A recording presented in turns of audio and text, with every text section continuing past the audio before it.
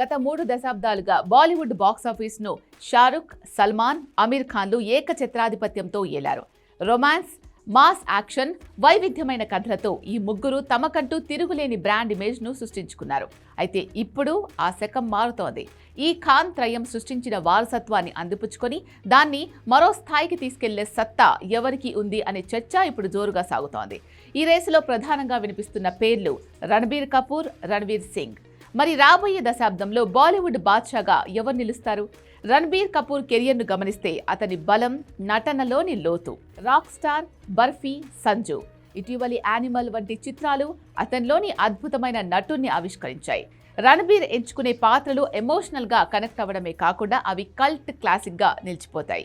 Career ఆరంభంలో సినిమాల మధ్య ఎక్కువ గ్యాప్ తీసుకోవడం, కొన్ని ప్రయోగాలు విఫలం అవ్వడం వంటి చిన్నపాటి లోపాలున్నప్పటికీ అతని సినిమాలకుండే రీవాచ్ వాల్యూ చాలా ఎక్కువ.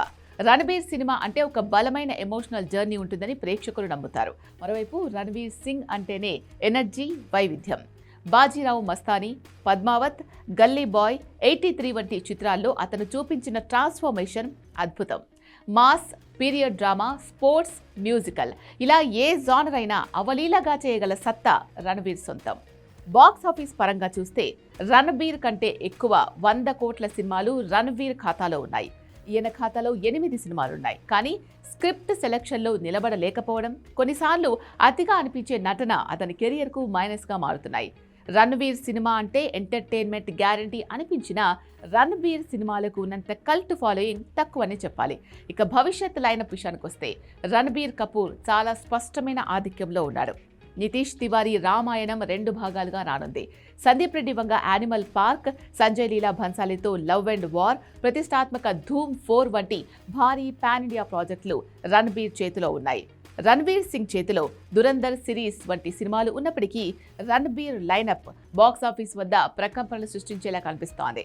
అవార్డుల పరంగా కూడా రణ్బీర్ 7 ఫిల్మ్ఫేర్ అవార్డులతో రణ్వీర్ కంటే ముందంజలో ఉన్నాడు.